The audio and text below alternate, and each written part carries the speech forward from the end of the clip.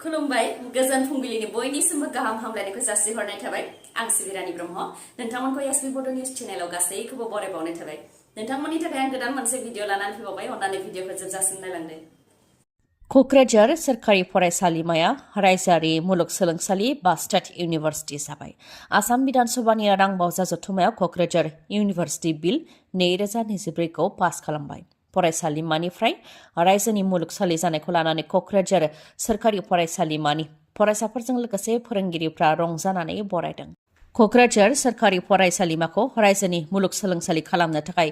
जाय आफादफोरा गोलाव समनिफ्रायनो नांबोदोंमोन बिथांमोननिसिम साबायखर बावनायजों लोगोसे आसामनि गिबि मन्थ्रि डक्टर हेमन्त बिश्व शर्मा प्रमद बर' मन्थ्रि उर्खावगोरा ब्रह्म आरो आसामनि सोलोंथाइ बिफाननि मन्थ्रि डक्टर रनज पेगुनिसिमबो साबायखर बावदों बिथांमोनहा क'क्राझार स्टेट इउनिभार्सिटियाव भाइस चेन्सेलरनि पस्टआव थिसननो थाखाय 3 सोद्रोमा थानाय एडभाइजारि बर्ड दानाय जागोन आरो एडभाइजारि बर्डआनो भाइस चेन्सेलर पस्टनि थाखाय 3खौ सायख'गोन बेनि उनाव जोबथायाव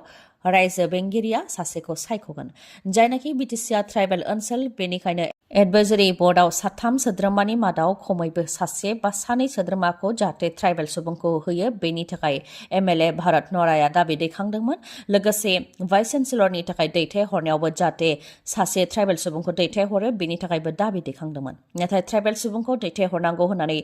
दाबिनायखौ गनायनो गोब्राब मोनदों होननानै बुंथिदों आसामनि सोलोंथाइ बिफाननि मन्थ्रि डक्टर रनज पेगु बिथाङा जेरावनाखि गुबुनफोराव एसटिफोरनि थाखाय मोनसे रिजार्भेसन थायो बेनि थाखाय ट्राइबेल सुबुंखौ एडभाइजारि बर्डनि मेम्बाराव होनांगौ होननानै दाबि दैखांदोंमोन बेरेखा दोलोनिफ्राय नाथाय बेखौ गनायनानै लायाखै आसामनि सोलोंथाइ बिफाननि मन्थ्रि डक्टर रनज पेगुआ जायखौ लानानै आसाम एसेम्ब्लियाव दान्थे बिदान्थेबो जादोंमोन नाथाय जोबथायाव एडभाइजारि बर्डआव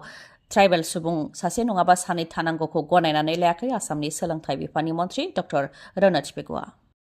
मडेल आरो बडी बिल्डिंआव बर' आइजोफोरनि आगान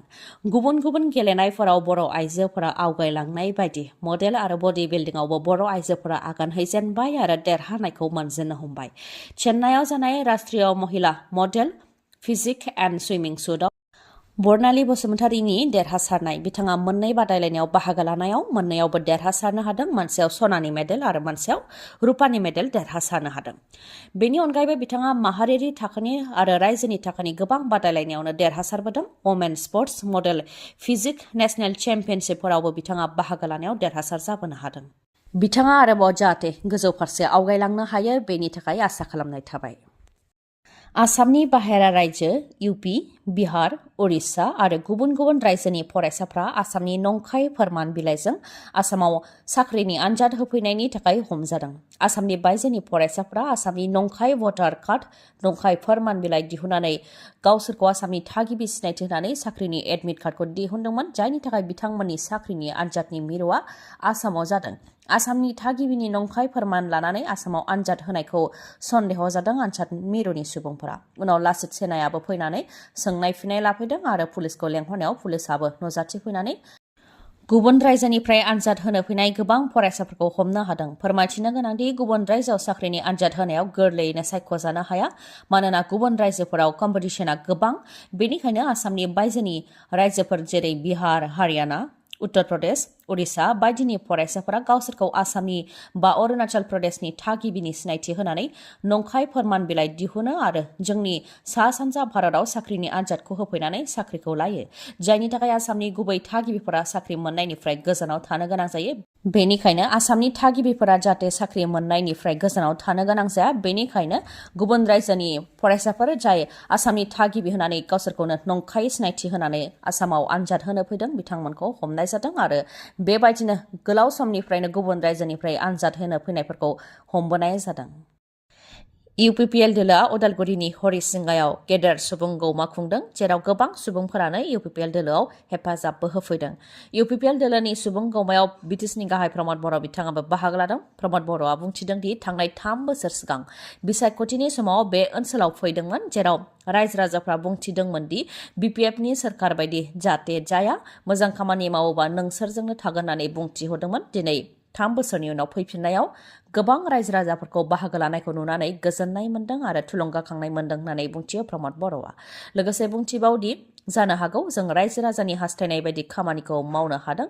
जायनि थाखाय रायजो राजाफ्रा फैदों होननानै बुंथियो आरो बुंथिबावदि इउपिपिएल बिजेपि जथाय सोरखारा गोजोन रैखाथि लाबोनो नाजादों। हा-हुनि जेंना सुस्रांनानै होनो नाजादों आरो जेसेबां साख्रि ओंखारदों घुस लायालासे साख्रि होदों। बेनि अनगायैबो राजखान्थि, समाजखान्थि गासै बिथिङावनो खामानि मावनो नाजादों, जायनि थाखाय रायजो राजाफ्रा फोथायदों होननानैबो बुंथियो प्रमद बर' बिथाङा।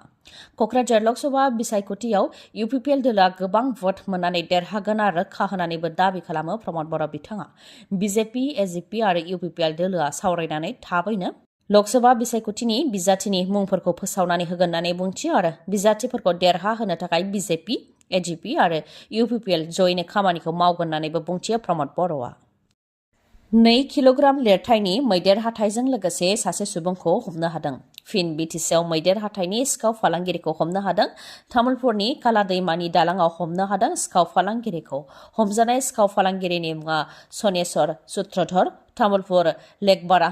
सान्तिपुरनि थागिबि। मोनसे स्रोत सुलुंनि सायाव कुमरिकाटा हाग्रा बिफान आरो 24 बेटालियन एसएसबि जथाय सिग्रोमनायावनो 2 किल'ग्रामनि मैदेर हाथाइजों लोगोसे सनेस्वर सूत्रधरखौ हमनो हादों। बिथांमोना फोरमायथिदों दि सिखाव फलानखौ सानसे सिगां पुलिसा हमनो हादोंमोन। बेनाव सोंनाय फिननाय लानायनि उनावनो खाला दैमानि दालाङाव मैदेर हाथाइनि फालांगि जागोनखौ मिथिनो मोन्दों। बे लेखायैनो कुमरिकाटा हाग्रा बिफान आरो 24 बेटालियन एसएसबिआ सिग्रोमदोंमोन। बेयावनो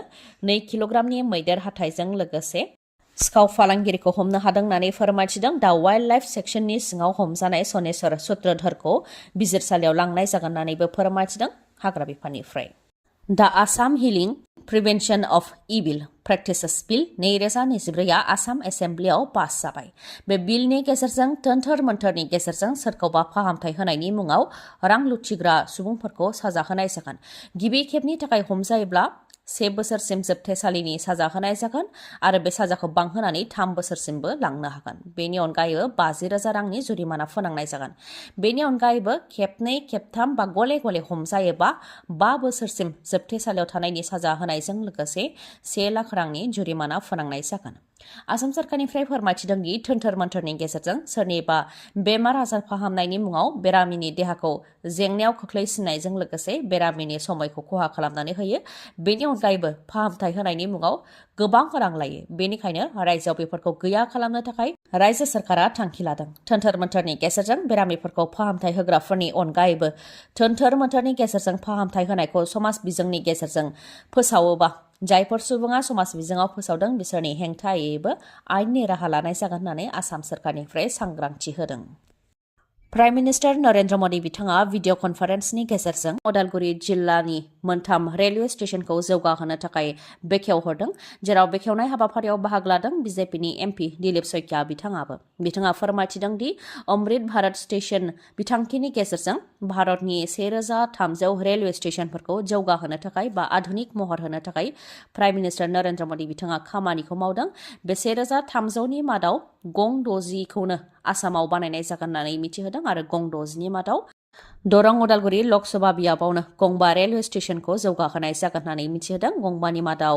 माजबाद, उदालगुरि, टंला, नलबारि आरो रङिया रेलवे स्टेशन होननानै मिथिहोदों आरो बेफोर गासैनि थाखाय 89 कौटि रां होनाय जाबाय होननानैबो फोरमायथिदों बिथाङा। बेनि अनगायैबो फोरमायथिबावदों दि थांनाय 10 बोसोराव रेल बाजेटआव आसामावनो 81,941 कौटि रां होनाय जादों। बेनि अनगायैबो थांनाय 2024-25 बाजेटआव 10,369 कौटिखौनो रेलवे बिफानाव होनाय जादों होननानै मिथिहोदों दिलीप सैकियाया। मुंदांखा गजल सिंगार अदेबानि मिलौदो मेथाइ रोजाबगिरि पंकज उदास बिथाङा जोबथा हां लाबाय। 72 बोसोर बैसोआव बिथाङा बे बुहुमखौ एंगारलांबाय। मिथिहोनाय बायदिब्ला गोलाव समनिफ्रायनो बिथाङा बेरामाव गोग्लैनानै दंमोन। दा बिथाङा ब्रिज केन्डी हस्पिटालाव जोबथा हां लाबाय आरो बे संसारखौ एंगारलांबाय। साजन, महरा, नाम बायदि बायदि मुंदांखा हिन्दी सावथुनाव मेथाइ रोजाबदोंमोन बिथाङा दा जोबथा हां लाबाय आरो बिथांनि जिउ गोमानायखौ लानानै हिन्दी सावथुन मुलुगनिफ्राय दुखु मोननाय फोरमायथिदों। आथिखालाव साखा खबनै मटर साइकेल बा स्कुटिनि सोरनो गोनांथि गैया। नोंथांनोबो मटर साइकेल बा स्कुटिनि गोनांथि जादोंब्ला गोख्रैनो मानिकपुरनि मानास अट' हन्डा श'रुमनिफ्राय नोंथांमोनहा मटर साइकेल नङाबा स्कुटिखौ बायनो हागोन। मानोना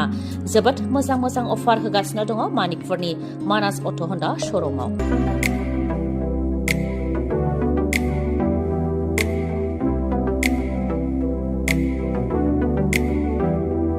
अफारफोरा जाहैबाय 2000 निफ्राय 4500 रांसिम केशबेक मोननो हागोन बेसेन नाङालासे 5 लिटार पेट्रल मोननो हागोन बेसेन नाङालासे गंनै हेलमेट मोननो हागोन लोगोसेनो गोजाम मटरसाइकेल बा स्कुटिखौ सोलायनानै गोदान मटरसाइकेल बा स्कुटि बायनो हानायनिबो राहा दं मिथिहोनाय जायखिजाया स्कुटि बा मटरसाइकेलखौ बायोब्लानो नोंथाङा बेफोर अफारखौ मोननो हागोन थाबैनो नोंथाङा बेफोर खाबुखौ गावनि खालामनानै लादो मानोना अफारा बारा गोबावसिम थानाय नङा मोजाङै मिथिबावनो थाखाय 7002601255 नङाबा 9101272776 बे नाम्बाराव खौरां लाहरनो हागोन गोजोन्थों दिनैनि भिडिअआ एसेनोसै गाबोन आरो गोदान भिडिअजों लोगो मोनफिनबावगोन नोंथाङा दासिमबो आंनि चेनेलखौ साबस्क्राइब खालामाखैबा अन्नानै साबस्क्राइब खालामदो लोगोसे लाइक कमेन्ट आरो शेयार खालामनो दाबाव गोजोन्थों